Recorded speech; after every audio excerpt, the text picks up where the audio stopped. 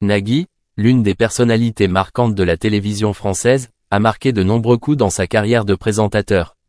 Il est non seulement célèbre pour son charme et son humour, mais également pour son dévouement à l'art et au divertissement. Cependant, récemment, un incident choquant s'est produit lorsque Nagui a été physiquement menacé par un célèbre chanteur. Cette situation a non seulement surpris le public, mais a également soulevé de nombreuses questions sur la sécurité et la pression dans l'industrie du divertissement. La cause de cet incident peut être liée à des disputes, des désaccords ou des conflits personnels au cours du travail. Nagui, avec sa personnalité franche et son assurance, n'accent aigu cite parfois pas à exprimer son point de vue sur les artistes et les problématiques de l'industrie du divertissement. Certains chanteurs se sont sentis offensés ou insatisfaits, ce qui a entraîné des réactions négatives. Lorsqu'un artiste, notamment un chanteur célèbre, se sent menacé par sa réputation, il peut réagir de manière extrême, conduisant à des situations indésirables comme ce qui est arrivé à Nagui.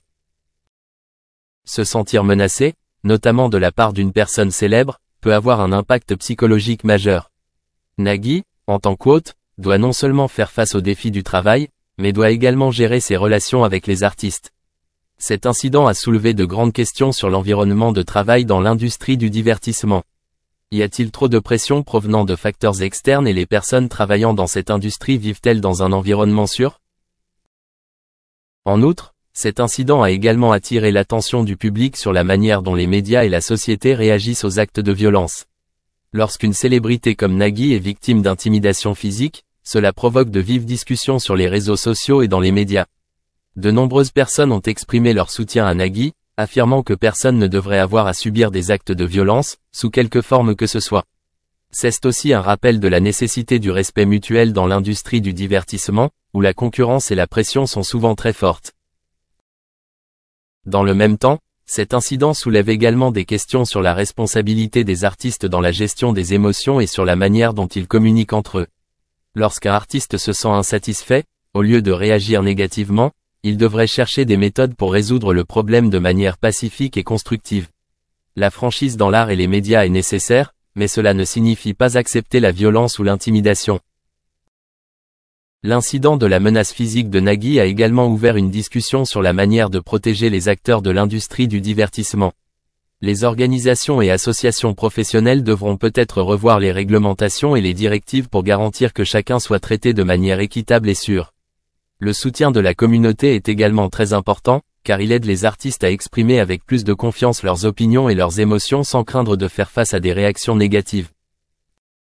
Face à ces défis, Nagui a fait preuve de résilience et de détermination pour poursuivre son œuvre. Il n'est pas seulement un animateur mais aussi un symbole des valeurs positives dans l'industrie du divertissement. La réaction de Nagui face à cet incident pourrait être une leçon pour de nombreux autres artistes sur la manière de gérer la pression et de se protéger des comportements inutiles. En fin de compte, cet incident n'est pas seulement l'histoire d'une célébrité menacée, mais aussi un rappel que chacun a la responsabilité de créer un environnement de travail sûr et positif. C'est un message fort de camaraderie et de respect dans l'industrie du divertissement. Nagui, avec sa carrière et ses réalisations, continuera à être un modèle pour beaucoup d'autres, affirmant que l'amour de l'art et la patience peuvent aider à surmonter toutes les difficultés.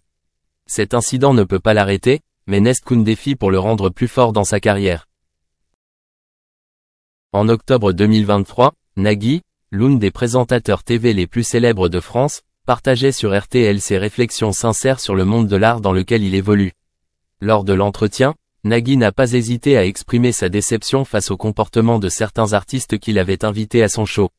Il a déclaré: « Il y a des artistes dont les chansons sont extrêmement douces, humaines et se comportent comme des cochons dans les airs, devant le micro. Et je ne veux plus les inviter. » Ces mots reflètent non seulement les sentiments de Nagui mais ouvrent également une discussion profonde sur les attitudes et les comportements des artistes dans l'industrie du divertissement.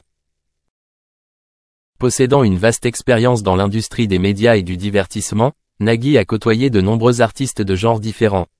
Il a reconnu que la musique a un grand pouvoir pour connecter les gens, transmettre des émotions et apporter de la joie au public. Cependant, il a également souligné qu'outre le talent artistique, le comportement des artistes dans la vie quotidienne est également très important. La différence entre l'image publique et la personne réelle peut créer un énorme fossé, laissant les fans se sentir trahis ou déçus. Nagui estime que les artistes talentueux mais qui ne savent pas respecter et se comporter correctement avec tout le monde autour d'eux n'auront pas leur place dans sa programmation. Il croit que les artistes ne sont pas seulement ceux qui composent et jouent, mais sont également chargés d'inspirer et d'exprimer des valeurs positives pour la société. S'ils ne sont pas à la hauteur de ce qu'ils expriment à travers la musique, cela aura un impact négatif sur la communauté des fans et sur l'industrie du divertissement en général. L'expression de Nagui n'est pas seulement un signal d'alarme pour les artistes mais aussi un rappel à tous les acteurs de l'industrie du divertissement sur l'importance de l'attitude et du comportement personnel. Il encourage les artistes à être honnêtes, non seulement envers eux-mêmes mais aussi envers ceux qui les aiment. L'industrie musicale a toujours besoin de bons modèles, d'individus capables d'inspirer les autres et de contribuer positivement à la société. Avec ces déclarations, Nagui affirme un message fort, l'art et la personnalité doivent aller de pair. Ce n'est que lorsque les artistes démontrent véritablement leurs valeurs humaines dans la vie quotidienne qu'ils peuvent devenir de bons modèles pour la société et recevoir l'amour sincère du public. Ainsi, Nagui souhaite également que le public soit plus sélectif dans son soutien aux artistes, non seulement en fonction de leur talent mais aussi de la façon dont ils vivent et se comportent avec les gens qui les entourent. L'interview de RTL a attiré l'attention non seulement des mélomanes, mais aussi des critiques et des acteurs de l'industrie du divertissement. De nombreuses personnes ont exprimé leur accord avec les propos de Nagui et estiment qu'il s'agit d'un rappel nécessaire pour tous. L'art n'est pas seulement une expression personnelle mais aussi une partie de la communauté, et les artistes doivent être conscients du rôle qu'ils jouent dans la construction d'une société meilleure. Dans un paysage musical et culturel en évolution rapide, des opinions comme celle de Nagui joueront un rôle important dans l'avenir de l'industrie du divertissement. Espérons que les artistes apprécieront et apprendront de ces conseils non seulement pour développer leur carrière, mais également pour contribuer à créer de bonnes valeurs pour la société. L'une des anecdotes intéressantes qu'il a confiées concernait un appel inattendu du chanteur François Valéry, avec qui Nagui avait autrefois plaisanté innocemment. L'histoire commence lorsque Nagui, lors d'une émission, fait des blagues sur Valéry, peut-être juste des commentaires humoristiques pour créer une ambiance ludique pour le public. Cependant, il ne s'attendait pas à ce que ces blagues offensent Valéry. Peu de temps après, le téléphone portable de Nagui sonne, et lorsqu'il regarde l'écran, il voit le nom de François Valéry. Un peu inquiet et nerveux, il décide de répondre au téléphone. Lorsque la voix familière de Valéry retentit au bout du fil, Nagui ne peut s'empêcher d'être surpris. « Je suis corse, comment ça Valéry d'un ton sérieux. J'aille des amis corses, tu te moques encore de moi et on te bottera. » En entendant ces mots, Nagui ne put s'empêcher de rire, mais en même temps ressentit un peu de regret d'avoir rendu son collègue malheureux. La conversation entre les deux est devenue un moment mémorable dans la carrière de Nagui. Il s'est rendu compte que dans l'industrie du divertissement, des mots parfois apparemment inoffensifs peuvent provoquer des réactions inattendues de la part des autres. Valéry, avec sa forte personnalité corse, a montré qu'il n'était pas vulnérable et qu'il savait se défendre contre les sarcasmes. Cette réaction n'est pas seulement de la légitime défense mais aussi une manière pour Valéry de rappeler à Nagui le respect entre artistes. Nagui a partagé cette anecdote non seulement pour faire rire mais aussi pour faire passer un message profond sur la relation entre les artistes. Parfois, dit-il, nous oublions que nous travaillons dans un environnement très sensible. Chacun a ses propres histoires et émotions, et une plaisanterie peut facilement se transformer en une mauvaise compréhension. Cette anecdote a également permis à de nombreux fans de mieux comprendre la personnalité de Nagui. Même s'il est un hôte célèbre, il reste une personne normale qui peut faire des erreurs et qui a parfois besoin d'apprendre de ses expériences de vie. Après cet appel, Nagui a décidé d'être plus prudent lorsqu'il plaisante sur les autres artistes, car il a réalisé que le respect est extrêmement important dans une industrie compétitive comme celle du divertissement. L'humour peut constituer un formidable pont entre les gens, mais s'il n'est pas utilisé habilement... Ils se sont rencontrés sur le tournage du drame historique Diane, en 1956, a donné au jeune Moore des conseils judicieux. Turner a décidé de montrer à Roger Moore les ficelles du métier en matière de baiser, en tirant parti de sa séduisante personnalité cinématographique. Moore était sûr de lui. Après tout, il avait été marié 2 fois, et n'avait jamais entendu une seule épouse s'en plaindre. Néanmoins, Turner lui apprend la passion sans lui mettre la pression.